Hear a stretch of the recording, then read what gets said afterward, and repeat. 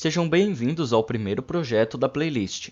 O objetivo desse vídeo é criar o layout de uma calculadora científica simples e também a sua funcionalidade. Vocês podem ver que o meu editor de texto ele está vazio. Isso porque em todos os novos projetos nós vamos começar do zero, para literalmente trabalhar todo o conteúdo. Então, começando o nosso código, vamos importar o tkinter como tk e em seguida vamos começar a estruturar a classe da nossa aplicação. Para isso, utilizamos a palavra-chave class, seguido do nome que a gente queira dar à nossa classe. Agora, nós devemos criar o método construtor da nossa classe com o init, ou seja, a gente vai criar um método que vai ser automaticamente executado assim que a gente criar uma instância da nossa classe. Entre os parênteses do método construtor, nós devemos passar dois parâmetros, o self, como de costume, e o master. O master, como vocês devem se lembrar, faz referência à janela base da nossa aplicação. Dentro do método construtor, vamos criar uma variável que vai receber o valor de master. Então, vamos colocar self, ponto, e o nome que você queira dar, que eu vou colocar como master, e a gente vai igualar a esse parâmetro master. Com essa linha, a gente pode utilizar a nossa janela base master em qualquer método que esteja dentro da nossa classe calculadora. Agora, saindo da nossa classe calculadora, vamos criar o objeto, a instância da classe tk. Então, vamos colocar raiz é igual a tk.tk.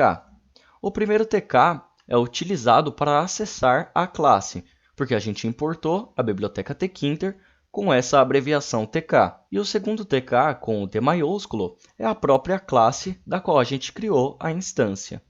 Agora a gente tem que passar essa instância para o método construtor da nossa classe calculadora. Para isso, nós invocamos a nossa classe pelo nome dela e entre os parênteses a gente coloca qual que é a instância da classe tk. E para finalizar, a gente tem que executar o método mainLoop da nossa instância de tk, para que a janela fique aberta esperando a interação com o usuário. Com esse código, já temos uma interface vazia, pronta para ser populada com os widgets da nossa calculadora.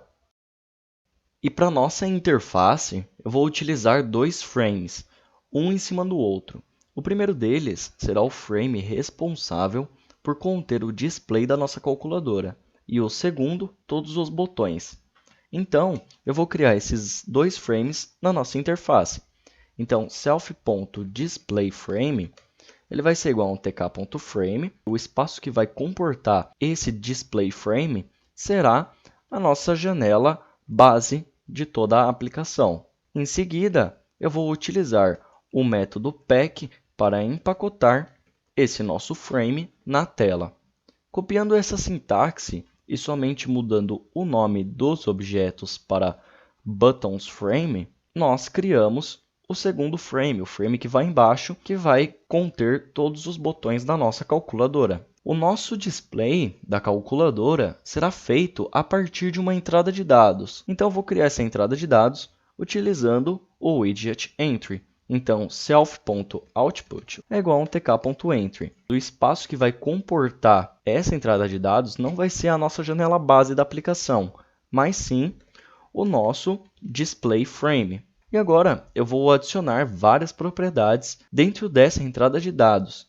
Então, por exemplo, eu vou adicionar uma largura de tamanho 36 pixels, eu vou adicionar um relevo mais fundo utilizando a propriedade Sunken, eu vou adicionar uma largura de borda de 3 pixels, uma fonte personalizada com solas em negrito, por isso que nós utilizamos a palavra bold, e também eu vou inserir uma cor de fonte com o código hexadecimal e, por fim, uma cor de fundo para a nossa entrada de dados, utilizando também um código hexadecimal. E agora eu vou utilizar o método grid para posicionar esse widget no seu widget py, que é o nosso display frame. Então, utilizando o método grid, a gente diz que ele vai estar na linha 0 e na coluna 0 também. E executando o código, nós vamos ter o nosso display pronto na nossa tela. Vocês podem ver que mesmo eu utilizando o método pack e o método grid na mesma aplicação, não houve nenhum erro. Isso porque o método pack só ocorre em widgets que tem como widget py o self.master. Já o método grid, ele ocorre no widget que tem como widget pai o frame. Logo, não existe nenhum erro, porque os métodos de posicionamento estão sendo aplicados em widgets que não têm o mesmo widget pai. Agora, continuando com o nosso código, eu vou chamar um método chamado criar botões. Esse método ainda não existe e a gente vai criar ele na linha de baixo. E como costume, nós devemos sempre passar o parâmetro self para qualquer método criado. E agora nós devemos criar todos os botões da nossa calculadora dentro desse método, ou seja, os 10 dígitos possíveis, mais os sinais de igual, parênteses, clear e 14 operações que compõem essa calculadora. É claro que nós não vamos criar mais de 20 botões na mão, por isso nós devemos utilizar a lógica ao nosso favor. Os nossos botões, como em qualquer calculadora, eles vão ficar alinhados e dispostos em linhas e em colunas. Nessa ideia, podemos criar um vetor 2D, ou seja, podemos criar uma matriz com todos os nossos botões. Fazendo isso, nós dizemos em qual linha e em qual coluna cada botão vai ficar. Basicamente, nós podemos criar um atributo chamado self.botões, por exemplo, e igualar a nossa matriz. E entre esses colchetes, nós vamos criar todas as linhas e todas as colunas da nossa matriz com todos os botões que estão na nossa calculadora. No caso, eu vou copiar a matriz que eu já tenho pronta. Todos os botões da nossa calculadora estão montados. Você pode enxergar essa matriz como sendo um rascunho dos botões da nossa calculadora. Isso porque, usando a matriz, nós vamos criar todos os botões de todas as operações da calculadora. Então vocês podem ver aqui que tem várias operações, raiz quadrada, potência, além das trigonométricas e das inversas da trigonométrica também. Para implementar os botões, nós devemos criar um laço de repetição que acesse a cada interação um elemento distinto da nossa matriz. E para isso, eu vou utilizar o laço de repetição for. Então, para cada for linha nessa matriz self.botões, a gente tem que definir um início e um final de interação. Geralmente, nós vamos utilizar o range, porque o range ele dá um intervalo. Então, se eu colocar aqui nesse range, por exemplo, 5, esse for vai ocorrer do 0 até o 4. O 5 não é incluído.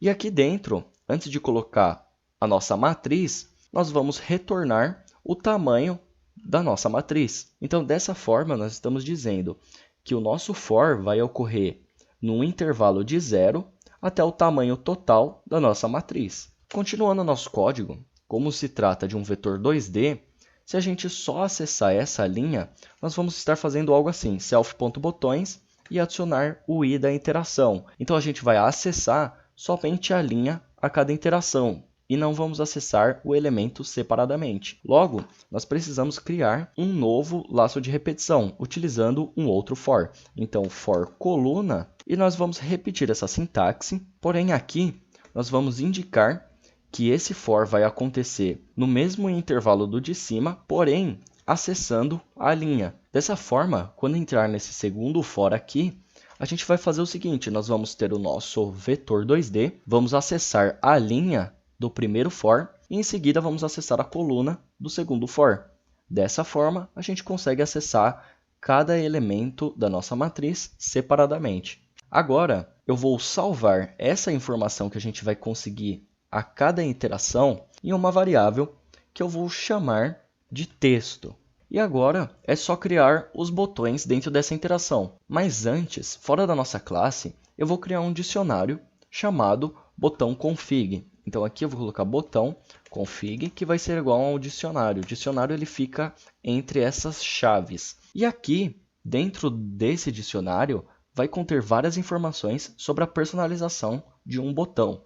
Então eu vou copiar a sintaxe que eu tenho pronto e colar aqui dentro desse dicionário. Vocês podem ver que com esse dicionário nós adicionamos uma cor de fundo, uma cor de fonte, uma fonte personalizada, tamanhos personalizados, relevo e também essa propriedade que se trata quando a gente clicar no botão, essa cor vai ser ativada e vai mudar o nosso background. Então, agora que a gente tem esse dicionário pronto, nós vamos voltar aqui no nosso criar botões e a gente vai criar efetivamente os botões da nossa calculadora. Então, B vai ser igual a tk.button e esse button ele vai estar no self.buttonsFrame, que é o frame que vai comportar todos os botões da nossa aplicação. E em seguida, nós vamos utilizar o dicionário que a gente criou aqui em cima, com todas essas propriedades para o nosso botão. Então, simplesmente, a gente coloca o nome do nosso dicionário. E, por fim, nós vamos definir um texto para esse botão, como sendo o texto da matriz acessada naquele instante. Dessa forma, a cada interação, nós vamos criar um novo botão com um texto diferente de acordo com o índice que esses dois for estão acessando. E agora, simplesmente, nós vamos utilizar o método grid para posicionar esse botão na tela. Então, nós vamos posicionar o nosso botão na linha retornada da primeira interação e a coluna retornada do segundo for. Com isso, nós temos o nosso layout pronto. Se eu executar o código, vocês podem ver que agora a gente só tinha o display, porém agora a gente tem todos os botões personalizados com todas as funções que a gente escreveu dentro dessa matriz, todos posicionados igualmente como a gente colocou aqui. E todos têm a mesma personalização, porque a gente utilizou um único dicionário para todos os botões.